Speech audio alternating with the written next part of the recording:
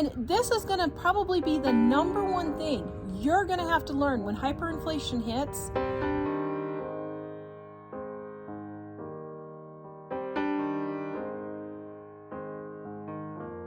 So we got a couple of comments about hyperinflation and what really happens on the ground from two of our viewers, one in Lebanon and one in Venezuela. I'm going to read you their stories and comment on what you need to do to prepare for when hyperinflation hits. From Lebanon, I agree on some of the things you have mentioned. I'd say stockpile medication and medical supplies first. Guys, this is super important. I heard both people say that medical supplies are one of the first things that you're not going to be able to get. If you're on medications that are for preventable disease like type 2 diabetes, you need to start exercising and get that weight off so that when it happens, you're not going to be dependent on these medications. Now, I understand some people have illnesses where they have to have the medication, and so you need to start talking to your doctor. Can you get a 3-month supply? Can you get your medication a few days ahead of time each month so that you have extra supplies? What can you do to make sure that you have at least a few months worth of medication extra? And then make sure you have all your things like Neosporin, anti-diarrhea, all those kinds of medications on hand, Band-Aids, all those types of things. Now, you can use rags instead of Band-Aids. You can cut them up, tear them in strips, and tie them up for Band-Aids for that. But medication like aspirin, ibuprofen, fever reducers, painkillers, all those things you need to make sure you're stocked up on. She said, you mentioned canned food. She said, I'm okay with that, but found it more efficient to stock wheat, grains, rice, pasta, sugar, and salt. She said, canned foods are okay, but you have to consume it right away. Once you open that can, you may not have refrigeration. You may not have a means to store it. So make sure you buy smaller cans of food and not the bigger ones. Because once you open it, you may not have a means of refrigeration to keep it from spoiling. From Venezuela, she says, I grew up there when the chaos occurred. She said it happened over 20 years, and she said we didn't even realize it was happening, and then after 10 years, things started to collapse. She said we didn't see it coming. She said the first things that started to go out were sugar, powdered milk, liquid milk, flour, diapers, dishwashing products, and butter. She said, I had a baby during this time period, and it was a real nightmare. She says the Chinese own the supermarkets and were the owners were the ones making the most money by opening packages of diapers and selling them one by one at crazy prices. Guys, you have to learn how to do cloth diapers. Mike used cloth diapers with 2 of our kids. Was it that bad? No, it was pretty easy.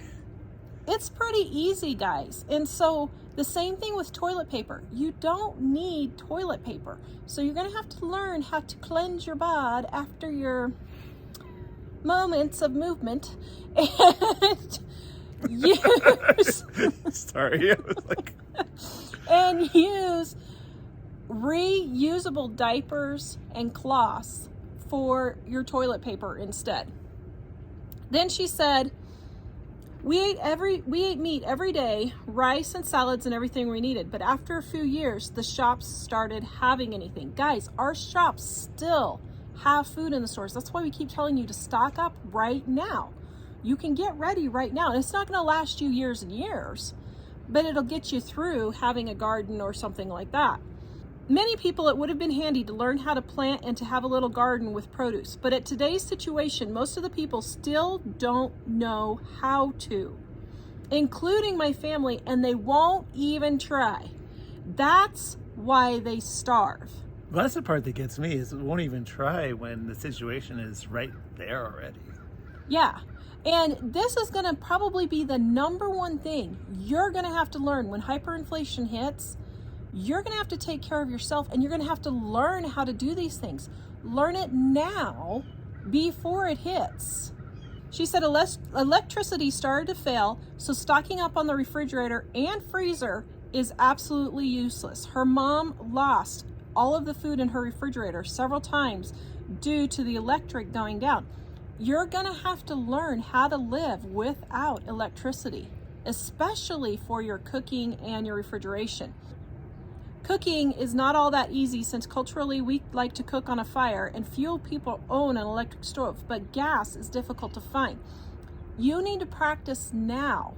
Go get a little rocket stove, practice on your fire pit, your grill, you're not gonna even be able to use your grill that much, but on your fire pit, learn how to cook over an open fire. You're gonna need to know how to do that. You may not have electricity, you may not have gas. Transport failed almost completely. We had to use bicycles to get around, but none of my family would do this. Guys, you're gonna have to be willing to change some situations. You know, if you're overweight, you need to start exercising right now so that if you have to start walking, you're able to do it. Right now, I'm not in physical shape to be walking miles and miles. And you know what? It's like, okay, I got to start getting ready and getting in shape to do that. You're not going to be able to just sit around and expect somebody else to take care of you. Water would just stop coming out of the taps, so people with a big water tank would be ahead. Rainwater would be ideal storage, but nobody in my family is collecting rainwater. Get some sort of system for collecting rainwater. Even if you don't have your system set up, at least get the barrels or food grade trash cans that you can put under your gutters to collect later if you need to. You don't have to set it all up now. And I don't know, I'm thinking about us going ahead and just getting it all set up, because why not? You know, we live in Wyoming, we don't have very much rain. We do have a lake right here. We actually have 3 lakes and a creek. So water's not gonna be a big problem for us because I already have my $40 homemade Berkey purification system. I already did my own water filtration system. And so we can just go get it from there. But if everybody's getting water at the same time, you're gonna have to be able to go ahead and get water some other way. And your roof is one of the best ways to collect it, especially if you live in a rainy area. Poultries for eggs are an amazing option. It was so painful to see how many of my country sufferers every day for lack of knowledge on survival because they don't want to leave their previous standards.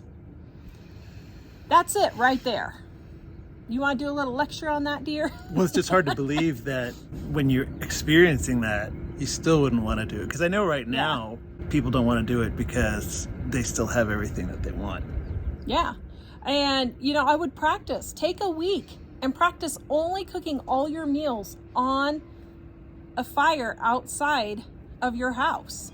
Practice cooking on how you're going to do that if you don't have electric, if you don't have gas. She said toilet paper was gone out of the shelves for years. I wouldn't advise anybody to stock up on that. Just learn how to live without it. Wash yourself after the toilet. Toothpaste was also gone, and I would stock up on that better.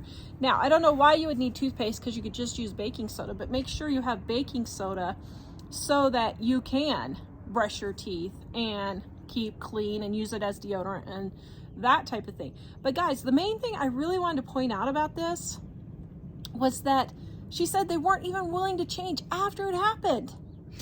Yeah, actually, part of the thing with the stockpiling we've been talking about, you're not going to be able to stockpile to last for the rest of your life.